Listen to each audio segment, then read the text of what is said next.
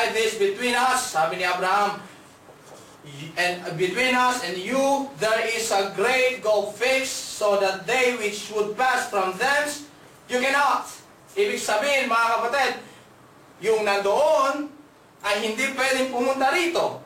Ang nandito ay hindi pwedeng pumunta roon. Ibig sabihin, merong pagitan. No? At alam niyo mga kapatid, dito naalala ko when I'm reading this. Itutuloy natin, no? Sabi dito, an oak side is between us, and you are there, there is a great gulf fixed, so that which would pass from thence, to you cannot, neither they can pass to us that would come from thence. Then he said, I pray thee, sabi nung rich man, I pray thee therefore, Father, nagsusumamo siya kay Abraham, that thou wouldest send him to my father's house.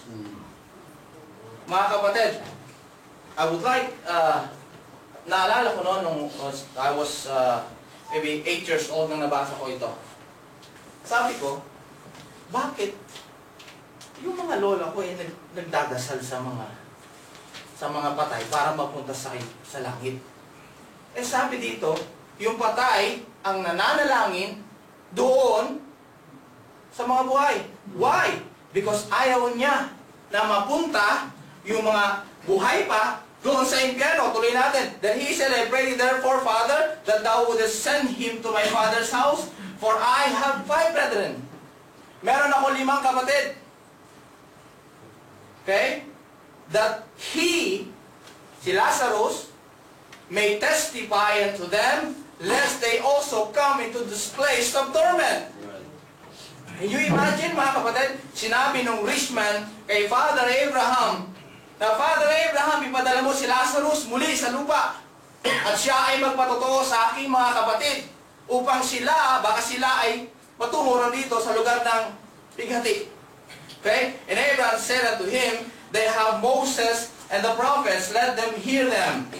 And he said, nay, Father Abraham, but if one went into them from dead, they will repent. And he said unto him, if they hear not Moses and the prophets, neither will they be persuaded, though one rose from the dead. It is true, mga kapatid. Alam niyo, kahit na may magsabi na siya nabuhay galing siya sa impyerno, walang maniniwala. Correct? Pupunta siya rito, sinabi niya, galing siya sa impyerno, o galing siya sa langit at may totoong impyerno, walang taong maniniwala sa kanya. Sapagkat laganap na rin dito, mga kapatid, ang mga buluhang propeta. Okay? Pinapakita dito, mga kapatid, ang opportunity na nasayang ng rich man. He had all the opportunity to serve God with his talents. He had all the opportunity to serve God with his strength, with his riches, with his power. Pero nasayang ang lahat. At hindi na niya kayang ibalik pa ang panahon na siya ay nasa lupa upang paglingkuran ng Panginoon. At ang isang bagay na nasayang, mga kapatid, ang pagkakataon na siya ay makakilala ng Diyos na tunay at banal upang siya ay maligtas. Number 2, occasions. Occasions cannot be recovered. Naalala ko po, mga kapatid, noon. Dami ko naalala, no? Ako po ay maliit pa. Kasi malaki na ako ngayon. Ako po ay lumaki sa aking lolo at lola. Ang tawag ko po sa kanila ay nanay at tatay. Maliit pa lamang po ako, inampun na po nila ako. Sa madaling salita, doon ako lumaki sa kanila. Tawag ko sa kanila, lolo. Tawag ko sa kanila, nanay at tatay. Sila po nagpaaral po sa akin kasi medyo malayo yung si papa at si mama. Nandun si kuya at si ate sa kanila. Ngayon, I was 7 years old ng first time na mag-abroad ng aking tatay. At ang aking lola po ay nalulong sa gold mining, sa pagmimina ng ginto. So, kada padala ng pera ng aking lolo, ng tatay ko, umuwi siya every month para mag-withdraw ng pera. Ang ginagawa niya, mag-withdraw kami ng pera kasi hindi siya pwede makapag-withdraw dahil joint account kami dalawa. So, kailangan ng firma ko. Ang nangyari, every month umuwi siya. Binibigyan niya ako ng bigas, binibigyan niya ako ng mga pagkain, corned beef, ng mangga, kasi mahilig sa mangga yung lola ko. Ngayon,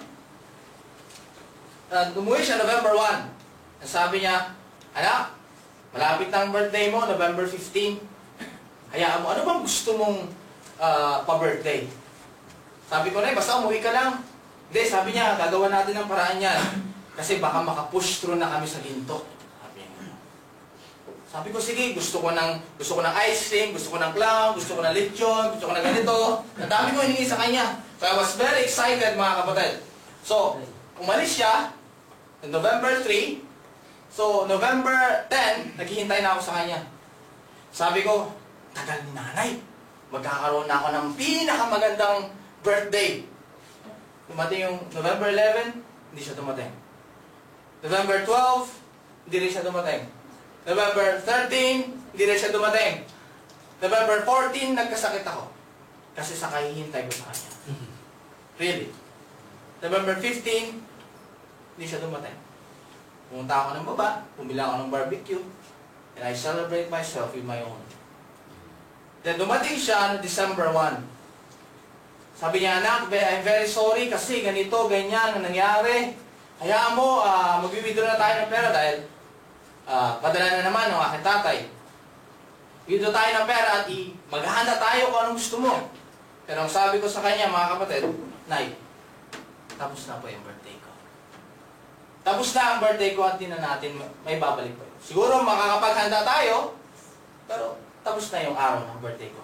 Occasions cannot be recovered. Yung mga kinasal, you cannot recover. Ang kasal ay kasal. Okay? Kaya kailangan, mga kapatid, mag-isipan natin kung sino magpapakasal sa inyo, mga nagbabalak magpakasal, mag-isip-isip kayo. Right. Okay?